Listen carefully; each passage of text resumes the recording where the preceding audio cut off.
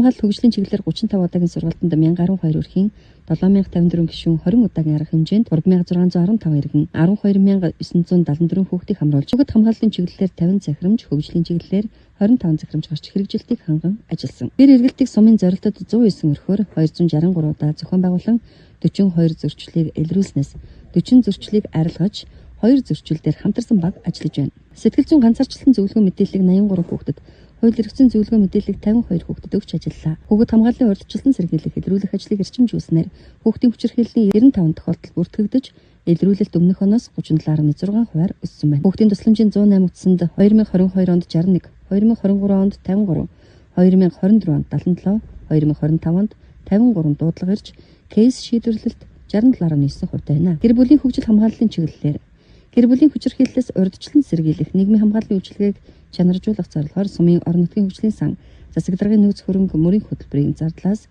нийт 28 сая төгрөгийн санхүүжилтийг шийдвэрлэн хэрэгжилтийг ханган ажилласан. Гэр бүлийн хөгжлийг дэмжих 25 удаагийн сургалт нөлөөллийн ажил 10 удаагийн арга хэмжээг зохион байгуулж давхардсан тоогоор 3912 иргэн 4264 хүүхэд 3000 орчим өрхийн гишүүд хамрагдсан байна.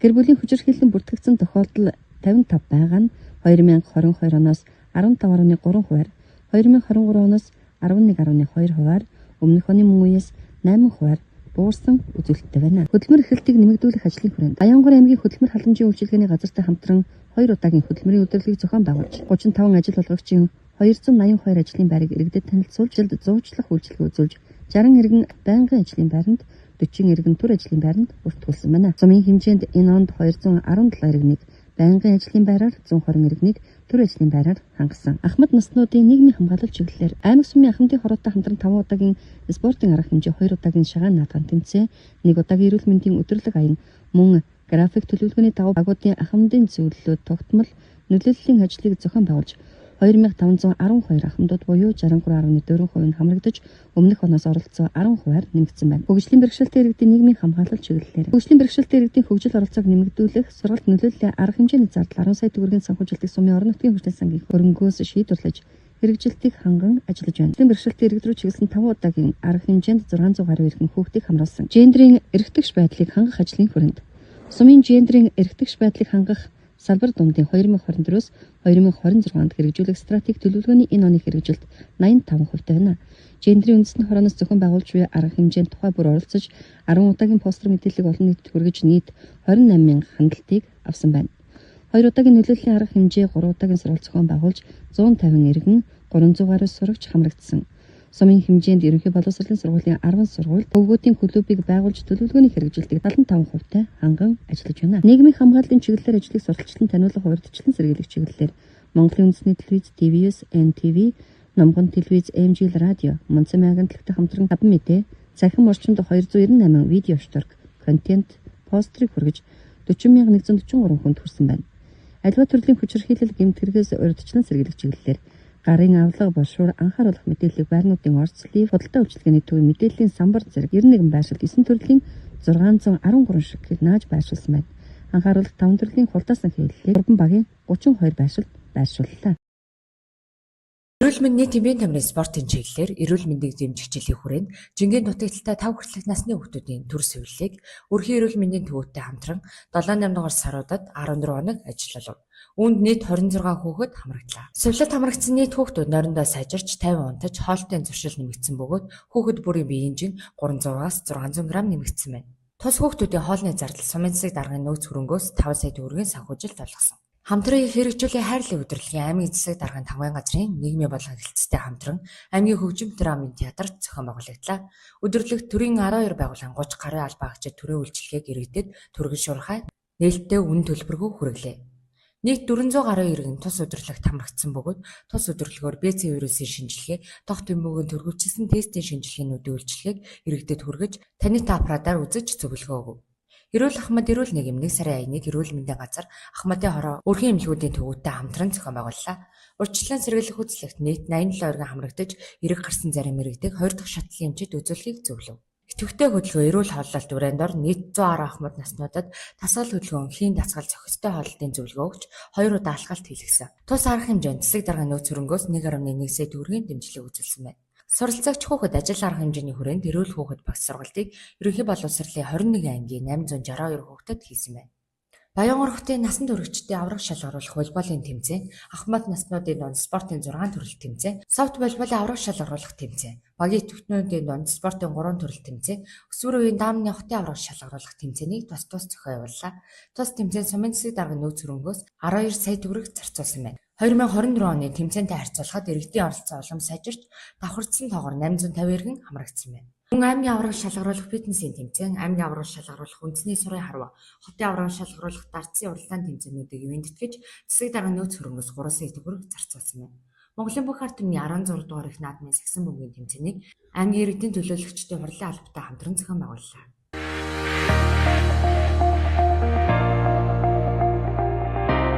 Боловсролын салбарын хүрээнд Баянгор сумын 20 цэцэрлэг 269 багштайгаар 3646 хүүхдэд сургуулийн өмнөх боловсролын үйлчилгээ үзүүлж, мэргэжлийн багшийн хангалт 98%-тай, бүлэг дүүргэлт 30 өмнөх хичээлийн жилийн мөн үнэтэй харьцуулахад хамран сургалт 0.15-аар өсч, бүлэг дүүргэлт 1.8-аар буурсан.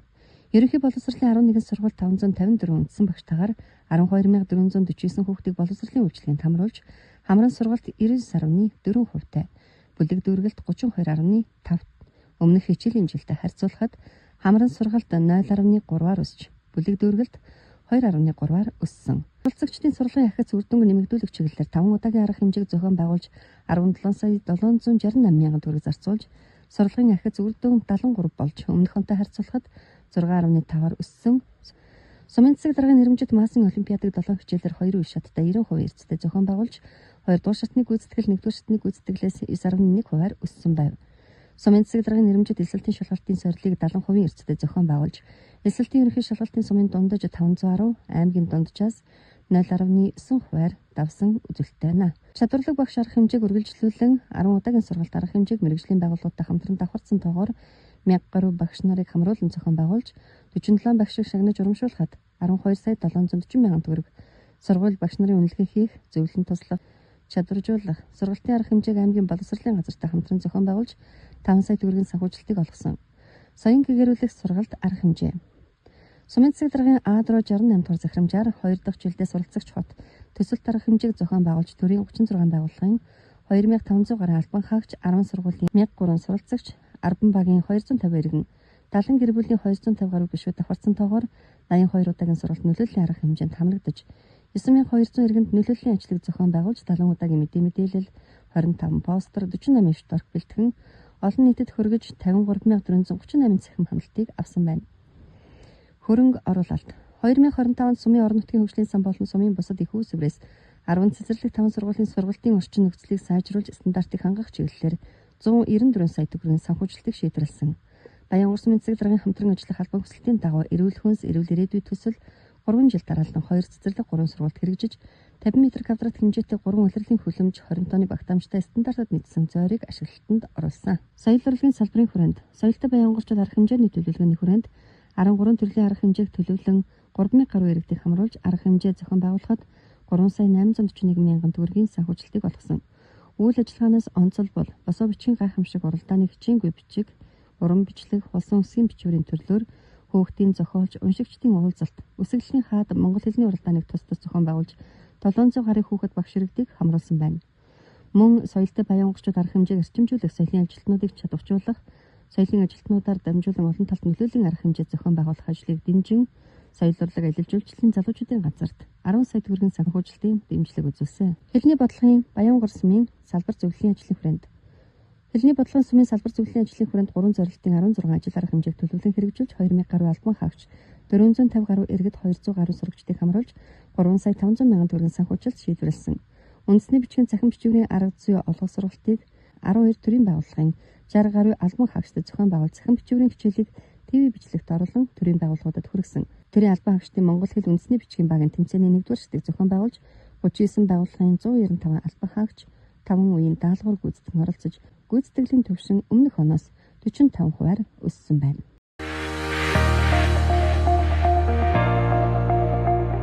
Баян орсон мэндсэг даргаанд хамгаан газрын гадаад харилцааны чиглэлээр бүгд найрамдах хятад ард улсын Гансү мужийн Жүжигчэн хот болон Нишээ хэмжээний хотын удирдлагуудтай соёл боловсрол бизнесийн салбарын хамтын ажиллагааг өргөжүүлэх, хөдөө аж ахуй жижиг дунд үйлдвэрлэл, ногоон хөгжил, аялал жуулчлалын туршлагыг нэвтрүүлэх, хоёр талын байгууллагуудын хоорондын шууд харилцааг нэмэгдүүлэх чиглэлээр уулзалт хийж санамжчиг байгууллаа. Бүгд найрамдах хятад ард улсын Нишээгийн хуучин үндэсний өөртөө засах орны Жүнэ хот болон Монгол улсын Баянгор аймгийн Баянгор хоттой олон улсын нөхөрсөг хотын харилцаа санамжчиг байгуулав. Хоёр сумын сургуулиудын хооронд цахим найрамдал төслийг хэрэгжүүлсэн бөгөөд 2025 он Жүжигчэн хотын их сургууль бакалаврын боловсролд 2, коллежид 6 оюутан 100 тэтгэлэгтээр суралцж байна.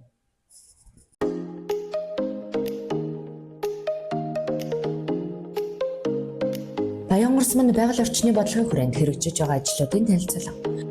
Баян орсын байгаль орчны бодлого ногоон байгууламжийг нэмэгдүүлэх, уран амьсгалын өөрчлөлтөд тэмцэх зорилтын хүрээнд 2025 онд болон өмнөх жилүүдэд хэрэгжүүлсэн үр дүнтэй ажлуудаа танилцуулж байна. 2025 оны ногоон байгууламжийн гол үзүүлэлтүүд. Энэ онд иргэд аж ахуйн нээж байгууллагад идэвх санаачлагтай оролцоотойгоор нийт 687 эргэн 36.65 м2 талбайд 18,523 ширхэг мод буцаг тарьсан байна. Үүний үр дүнд Баян орсон мань ногоон байгууламжийн хэмжээ 0.3% өсөж, ургалтын үед 70.6% гарсан байна. Энэ бол байгаль орчны бодлого зөв хэрэгжиж байгааг харуулсан чухал үзүүлэлт юм. Тэрбум мод үндэсний хөдөлгөөний хүрээнд хийгдсэн бүтээн байгуулалт. Сумын хэмжээнд ойжуулалт ногоон байгууламжийг тогтвортой оруулах, нөхцөлийг сайжруулах зорилгоор услахааны систем, гүн өрмийн хотуудын бүтээн байгуулалтыг үүсгэж хийж хэрэгжүүллээ. Дурсах 3 дугаар баг 2024 он анх тарьсан 3.3 гадалбайд ногоон байгууламжийн зорилттой гүн өрмийн хотыг барихад 19.5 сая төгрөг зарцуулсан. Мөн 3.2 гадалбайд услахааны системийг бүрэн холбож 18.37 сая төгрөгийг санхүүжилтээр гүйцэтгэсэн. Эсвэл 9 дугаар баг 2023 он тарьсан 0.65 талбайд 2 удаагийн санхүүжилтээр гүн өрмийн хотыг 20 сая төгрөг, услахааны системд 19.8 сая төгрөг зарцуулжээ. Түүнчлэн услахааны системийн цахилгааны асуудлыг бүрэн шийдвэрлэж, тог цахилгааны найдвартай ажиллагааг хангаж өгсөн байна. Түүн голын хамгаалтын ойн зурвас 6.9 гадалбайд нэг цаанаг иж бүрэн услахааны системийг байгуулж, аймгийн орон нутгийн хүчлэлийн сангаас 85 сая төгрөг зарцуулсан. Мөн хамгаалтын бүсийн хайс хашир шинжлэх ажил хийгдэж 47.8 сая төгрөгийн хөрөнгө оруулалт хийгдсэн. Эдгээр бүтээн байгуулалт мод сүгийн арчилгаа ургалтыг тогтвортой байлгах үндсвэрийг бүрдүүлж байгаа юм. Шин суурьшлийн бүсийн үерийн жалгыг дарж тэгшлэх ажил Баян орсон мань шин суурьшлийн бүс үүссэн үерийн сувгийн 1.6 км орчим газар тур хог хаягдлыг тогтсон байсныг булах тэгшлэх ажлыг зохион байгуулсан. Энэхүү ажил орон нутгийн хөгжлийн сангаас 20 сая төгрөг, байгаль орчныг хамгаалах нөхөн сэргийг харгуй хэмжээний сангаас 20 сая төгрөг, нийтдээ 40 сая төгрөгийг зарцуулсан байна. Үүний үр дүнд орчны бохирдол буурч урсгалын аюулгүй байдал сайжирч, иргэдэд амьдрах орчны эрүүл ахуйн нөхцөл нааштай өөрчлөлт гарчээ. Байгалийн хайрлах хотоо цэвэрлэе. Түүн голын дагуу хог хаягдлыг цэвэрлэх зорилгоор өрнүүлсэн тус ангины ерөнхий боловсролын сургуулиуд, үзэд мэргэжлийн боловсролын сургууль, политехник коллеж, төгс алгоритм сургууль, хөдөө аж ахуйн сургуулийн оюутнууд 1700 гаруй сурагч оюутан залуучууд өргөнөөр дэмжиж оролцжээ. Аяны үр дүнд Түүн голын сав дагууг нийт 17 тонн хог хаягдлыг цэвэрлэн залуулсан байна. Ногоон байгууламжийн аудитын үр дүн 2022-с 2025 он тэр бомбод төлөвлөгөөний хүрээнд хийгдсэн ажлын хэрэгжилтэд аудитын шалгалт орж дараах ургалтын үзүүлэлтийг тогтоосон байна. Цагаан жилүүд багийн зурвас 58.8%, хязгаарлагдмал зурвас 76.5%, нисхийн зурвас 70%, шин суурьшлийн бүс 69.5%, эрдэнэ мал хайрхны ой жилэлт 86.45%. Энэ мод ногоон байгууламжийн арчилгаа услахааны системийг сайжруулалт үр дүнгээ өгч байгааг харуулж байна. Баян орсон байгаль орчны бодлогын хүрээнд хийгдсэн дээрх ажлууд ногоон байгууламжийг нэмэгдүүлэх, орчны бохирдлыг бууруулах, услахааны дэд бүтцийг сайжруулах, орчин суугчдын эрүүл аюулгүй орчныг бүрдүүлэхэд бодит хувь нэмэр оруулсан арга хэмжээ болж байна.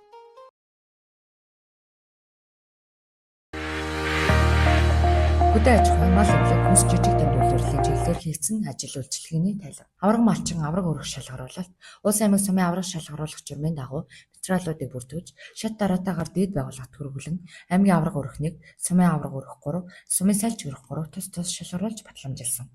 Малчид төлчдийн зөвлөгөө. Сумын малчид төлчдөд зориулсан зөвлөгөөний зохион байгуулж 150 малчин хамруулсан. Мөн орон нутгийн хөгжлийн сангаас 2026 оны саналыг авах ажлын хүрээнд давхарцсан тоогоор 250 малчин мал бөхөөрөх оролцсон. 2025 оны малын төвөр судалгаа. Сумын хагас жилийн малын төвөр судалгаанд 205 өрх нэг аж ахуйн нэгжийг хамруулж мэдээлэл сан шинжилсэн. Малын ашиг шимийн түвшин тогтоох ажил. 2025 оны 5 дугаар сарын 28-наас 9 дугаар сарын 10-ны хооронд дараах мал сурагт ашиг шимийн үзэл тогтов.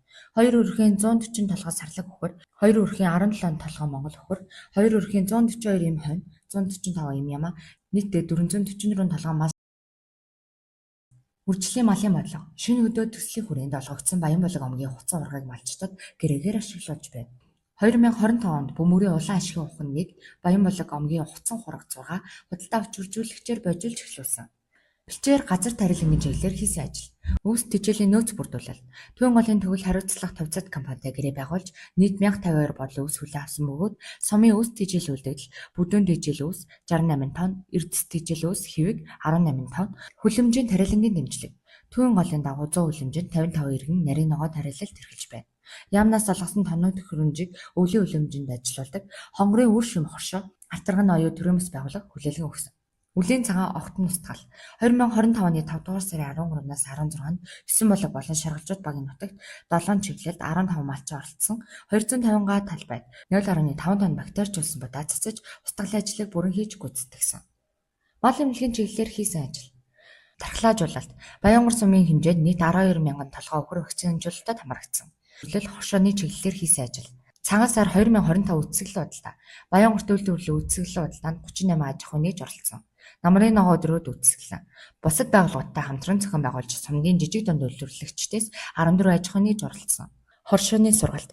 Нийгмийн түншлэл төрийн бус байгууллагатай хамтарч хоршооны зээл хүссэн болон үйл ажиллагаа явуулж буйрагдаад 2 өдрийн сургалт 2025 оны 10 дугаар сарын 23-наас 24-ний хооронд зохион байгуулсан. Хоршоо хөгжүүлэх сангийн зээлийн мэдээлэл. 2022 он 17 зээлдэгчид 743 сая төгрөгийн зээл, үүнээс 12 зээлдэгчийг шүүх эвлэрүүлэн зөрчилөгчөд шилжүүлсэн. 2024 5 зээлдэгчид 170 сая төгрөгийн зээл. 2026 оны 1-р сараас зээлийн төлөлт эхэлнэ. 2025 оны 10 сарын 1-ээс 11 сарын 1-нд зээлийн материал хүлээн авч 11 сарын 15 төслийг сонгож шалгаруулсан. Шинэ хоршоо хөдөлгөөн. Баянгар сумд 226 хоршоо идэвхтэй үйл ажиллагаа явуулж зээл хамрагтай ажиллаж байна.